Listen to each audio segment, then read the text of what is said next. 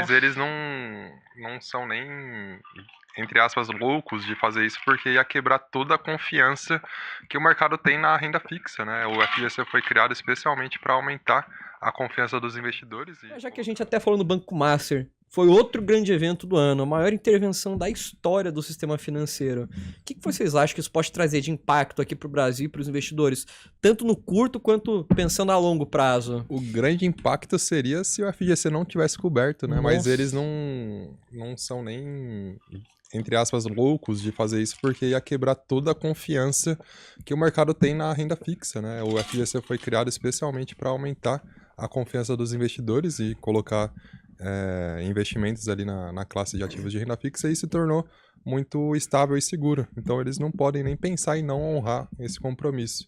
Mas agora, depois dessa maior intervenção da história ali do FGC, a gente tem que tomar cuidado porque ele está um pouquinho mais desfalcado em questão de valores mesmo. Ele foi 40 milhões que... foi mais ou menos um terço do FGC embora pra cobrir o rombo do Deve Master. ter ficado por volta de 80. Exato. Vale lembrar Foram 41 bi que estavam cobertos pelo FGC. Vale lembrar também que caso o FGC precise, ele pode solicitar para todos os bancos contribuintes um ano adiantado da contribuição deles para alguns casos mais extremos assim, tá no regulamento dele, mas mesmo assim dá uma incerteza no mercado. Então você olha para o sistema financeiro e fala, gente, eu tô precisando de 5 maiores bancos do Brasil cobrir uma parte aqui porque o mercado apostou em um banco muito arriscado. E aí isso leva o público a ficar desconfiado com a renda fixa, né? E além disso, esse foi efeito de curto prazo, no longo e no médio, a gente tem alguns problemas de outros bancos ali que também tinham ativos em conjunto. Então, o banco sempre tem intermediação de ativos, tem ativos em patrimônio de outros bancos, e é normal, faz parte das operações. Mas quanto isso pode afetar e criar um efeito dominó em outros bancos?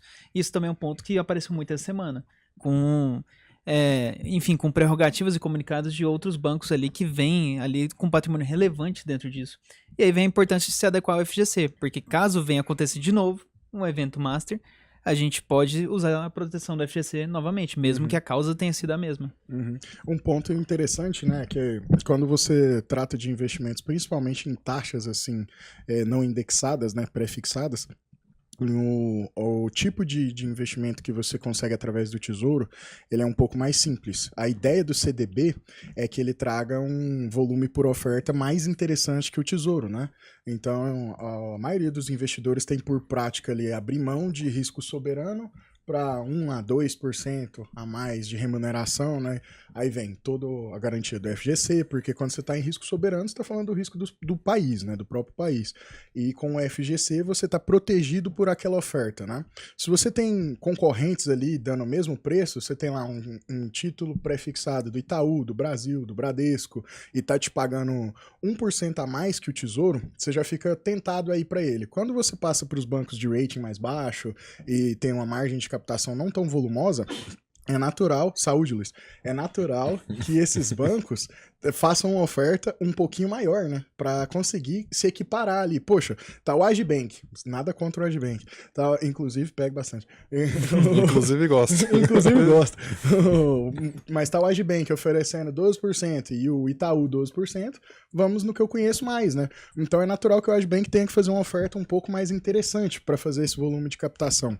O que aconteceu com o Master é que com margem um pouco mais alavancada, ele começou a gerar ofertas ali muito mais interessantes do que os outros concorrentes do mercado. Então, é natural que isso fosse acontecer de um volume de captação. Só que essa conta fecha. Foi onde foi chegando um estresse assim, e esses títulos começaram a voltar no secundário espredados, e a oferta foi só aumentando cada vez mais, os volumes muito, muito acima de um padrão, né? A gente chegou a ver 30%, então... Quem tinha não conseguia vender. Exato. Porque então... não tinha lado comprador pro título do Master. Então o valor foi se esticando. Entendam, é natural, né, pra todo mundo que você sabe que o FGC vai garantir, só que se ele promete pra todo mundo, o seu irmãozinho Master tá fazendo, por que você não vai fazer também pra captar mais? Se todos os bancos fizerem, aí o negócio não tem controle mais. O FGC não pode ter todo o saldo ali que cubra o orçamento de todo mundo. É um dos motivos do FGC manter um orçamento ali sempre um pouco mais abaixo, né? E outra coisa que aconteceu também, que passou muito minuciosamente ali, não sei se vocês vão lembrar, em abril mais ou menos, o Galípolo reuniu os presidentes dos grandes bancos para conversar sobre o caso Master, lembra? Até saiu uma notícia falando que era uma possibilidade dele convidar os bancos a diluírem a dívida do Master e fazer uma incorporação em conjunto para abarcar todo esse prejuízo. E tudo isso pode vir ali como uma política, né, de descendência do FGC e do Banco Central para um caráter punitivo, para que não aconteça de novo, né? Então o Vocaro foi indiciado aí, né, e fica a questão, né? Não dá para nenhum banco trabalhar com essa margem de exposição e captação, porque se você faz isso, né, a troco de uma oferta muito atrativa, obviamente você vai captar mais. Mas a que custo, né? A que salubridade aí, ó. Tá aí o Master quebrou, não deu para sustentar. Lembrando que a gente teve a compra dos ativos do banco negada, né? Em algumas ofertas. Então, foi uma situação bem complicada e bem comum, porque normalmente a gente tem a possibilidade de compra, nem que seja um consórcio entre os bancos para não haver uma predominância em outro no mercado. Porque os bancos maiores, eles têm a possibilidade também de comprar bancos menores para entrar em outro modelo de negócio. Então, por exemplo, o banco de investimento, ele pode comprar outro banco voltado ao varejo para tentar essa linha de negócio sem a sua marca principal, com outra marca. E, bom, mas essas operações foram vetadas, e aí a gente entra no risco de um setor perene, que é raro da gente ver assim, com essa magnitude, que é o quê? O banco, ele é um efeito dominó. Então, por exemplo, se um banco tiver muitos ativos com outro banco, em coligação ou em custódia, enfim, e esse banco acaba quebrando, pode espirrar isso em outro banco, que a depender do tanto de patrimônio, ele pode vir sofrer a mesma consequência do banco original. Você tá querendo dar algum recado pro BRB aí? Não.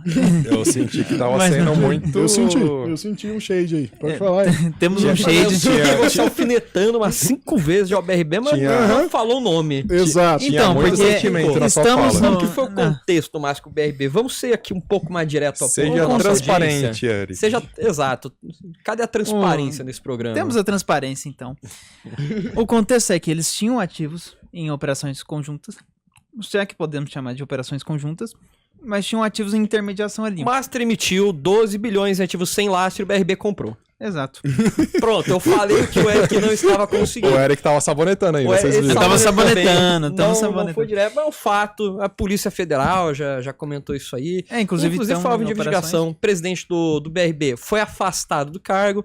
Daniel Vocaro está sendo acusado de alguns crimes, preso no momento, com pedido de habeas corpus negados, e é bem problemático, porque você tem uma instituição pública e um banco pequeno, que foi feito para atender os servidores públicos de Brasília, se envolvendo num rombo gigantesco com o Banco Master. E vale lembrar também que a intermediação foi de 12 bi, acabaram voltando para 10 bi nos comunicados oficiais, porque teve algum resgate de ativos ali.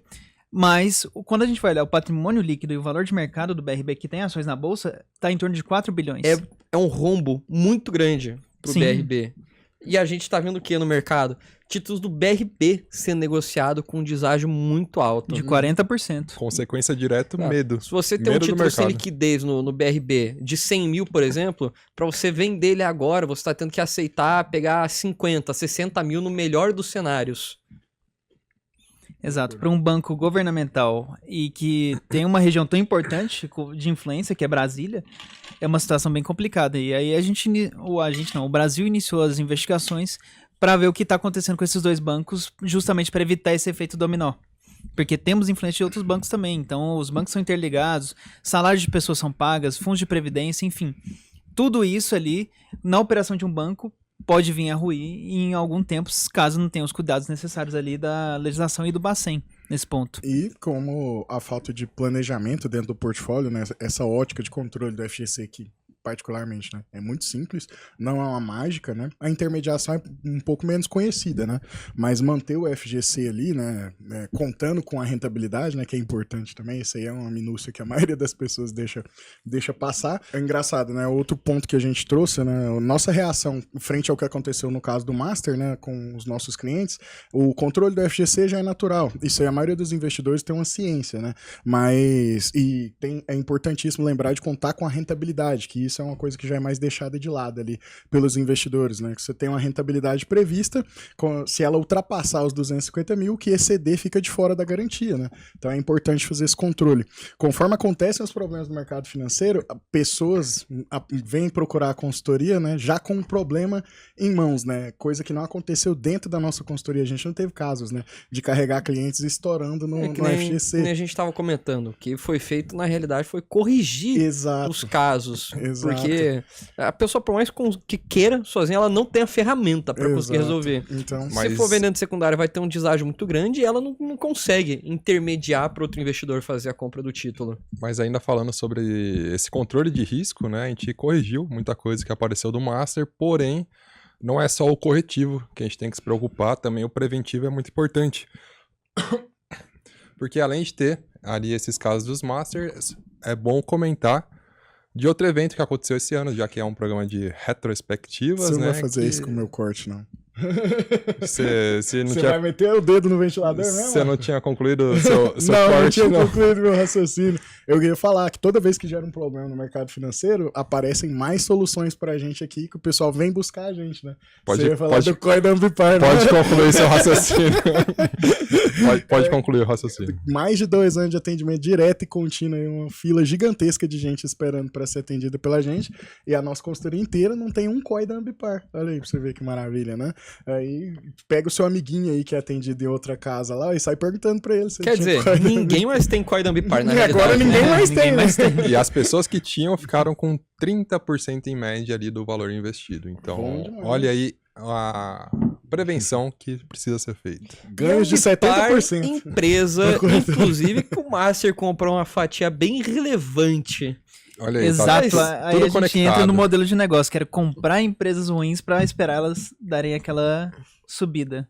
E se você já tá ganhando uma grana acima de R$ 4.500 por mês e quer aprender a investir, o que eu vou te recomendar? Acesse aí alvp.com.br, clica aqui no botão faça a sua análise de perfil, preencha o questionário até o final. Se você for aprovado, né, aqui para participar da UVP, você vai assistir suas aulas comigo, que para mim vai ser um prazer te ensinar a investir no Brasil e no mundo inteiro. Só se você ganha mais de R$ 4.500 por mês. Se você ganha menos, não adianta. Por quê? Porque a UVP te dá acesso a uma plataforma exclusiva de investimentos, né, com investimentos que só são oferecidos para clientes que têm mais de 10 milhões de reais. A gente é hoje também a consultoria top 1 do Brasil, vinculada ao maior banco de investimentos da América Latina, que é o BTG Pactual. Então a gente tem lá geopolítica, formação de investimentos mesmo. A gente já formou mais de 50 mil pessoas. Só de placas de alunos nossos que se tornaram milionários, a gente entregou mais de 1.000. E como é que você sabe que a UVP funciona num mundo de tanta ferramenta gerada, de tanta coisa gerada a partir do nada? A certeza que você tem é que se você concluir a UVP até o final, pode fazer todas as aulas gratuitamente. Chegou ao final, você não aprendeu a investir, a gente devolve 100% do seu dinheiro. Pode pesquisar, reclame aqui, Juros Brasil. Se fosse mentira, a gente não estaria aqui. Por quê? Porque você simplesmente poderia fazer a UVP e falar, Raul, eu não aprendi a investir e pegar o dinheiro de volta, ou se a gente não te devolver, você me processa. Ganhou de graça 10 mil reais. Investimento melhor que isso não tem, né? E você vai perceber, se você buscar pela UVP, que a gente nunca teve nenhum processo. Só quem processa a gente é corretora safada, porque perde dinheiro com as coisas que a gente ensina. Então eu recomendo que você vá lá e faça o seu cadastro. Se você for aprovado, não é todo mundo que é aprovado, vai ser um prazer para mim te ensinar a investir aí.